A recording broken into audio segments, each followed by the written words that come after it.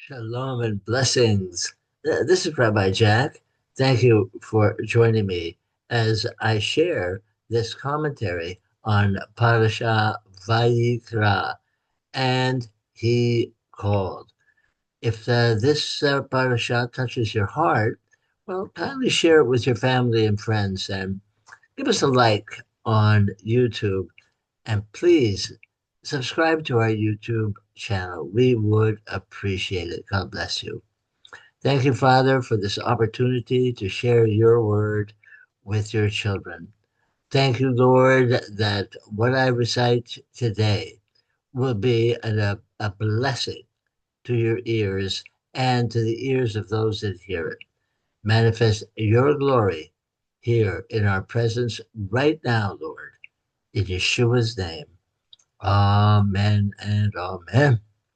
I'm going to start by reading in the book of Leviticus, Leviticus chapter 1, verse 1 through 3.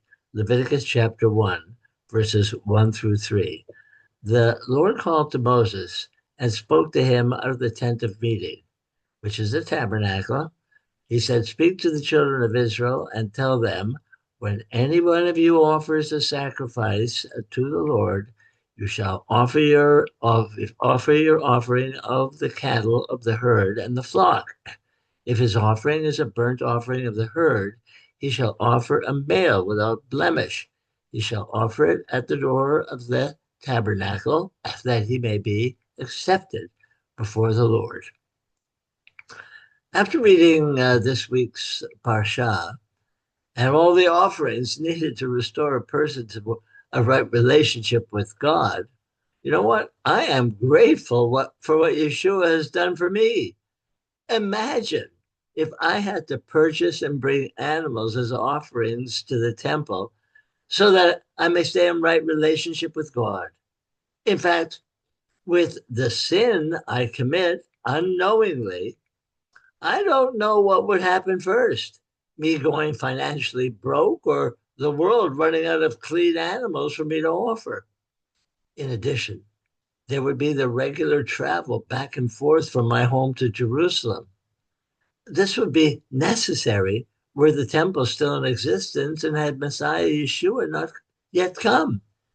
If we would add up all our sins, we as believers commit both knowingly and unknowingly in perhaps in speech, perhaps in hearing, perhaps in listening, and certainly in thought. If we would add them up just for one day, I think the number would be staggering. In addition, if every one of us had to bring the appropriate offering for each specific sin, well, talk about a dangerous species. Goats and lambs would definitely be on the list. Sometimes I think we take what the Lord has done for us far too lightly.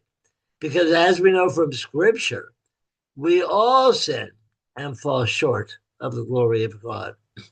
Ecclesiastes 7, verse 20. For there is not a just man on earth that does good and sins not. We are also told in Scripture that the offerings can't be offered anywhere other than at the temple in Jerusalem. So if Yeshua, God in the flesh, never came to die for the sins of the world one time and for all, well, those in the diaspora would have to travel back and forth to Israel regularly. Wow, what an expense that would be. Deuteronomy 12, verse 13 and 14. Deuteronomy 12, verse 13 and 14. Be careful that you do not offer your offerings in every place you see, but in the place which the Lord chooses in one of your tribes. There you shall offer your burnt offerings, and there you shall do all that I command you. Well, we can understand then that Yeshua's dying for the sins of the world was not a trivial matter. The shedding of his blood replaced the necessity of birds, bulls, sheep, and goats shedding their blood as atonement for our sins. Leviticus 17:11. Leviticus 17:11. For the life of the flesh is in the blood, and I have given it to you on the altar to make atonement for your souls. For it is the blood that makes atonement by reason of life. What does God mean when he said by reason of life here? I believe he means a life for a life. See, the wages of sin is death. Something had to die in our place in order for us to have atonement for our sins. Previous to Yeshua, animals took our place.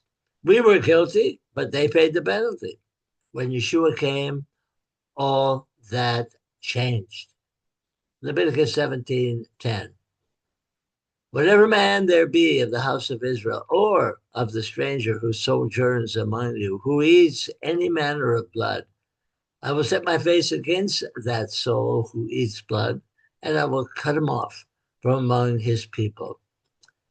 Why was God so adamant that his people not eat blood? Yeshua, God in the form of a human being, came to earth to die and shed his blood for the sins of the world.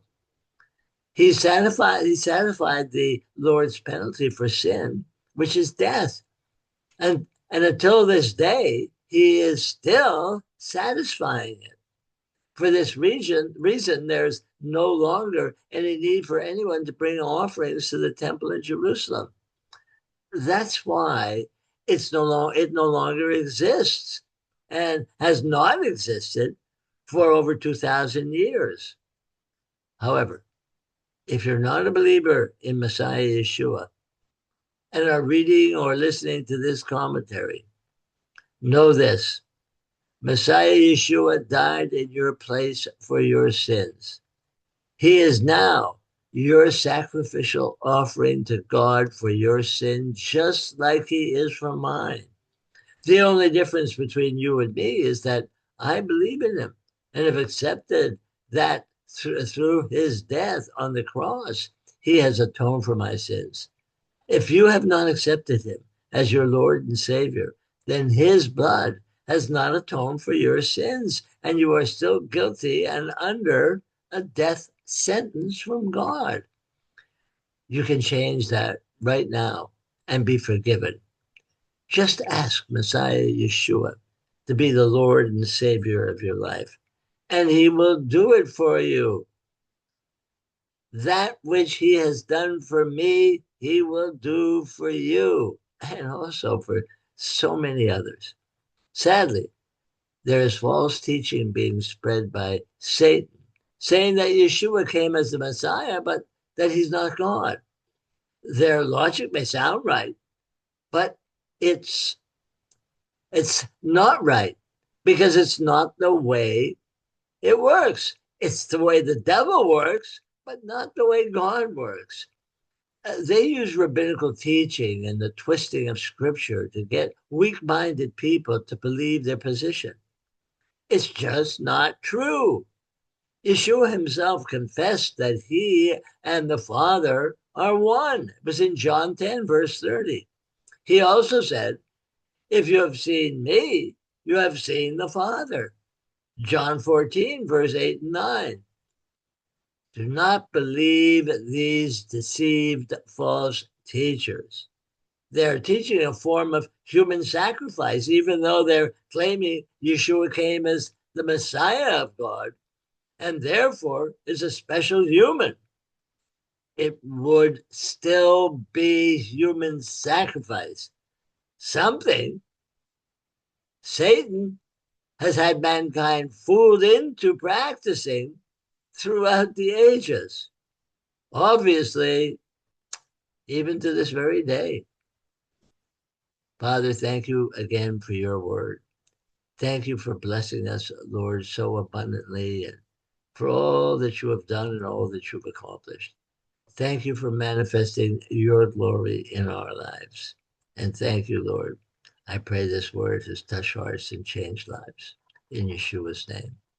Remember, give us a like on YouTube and subscribe to our YouTube channel. God bless you. Shavua Tov.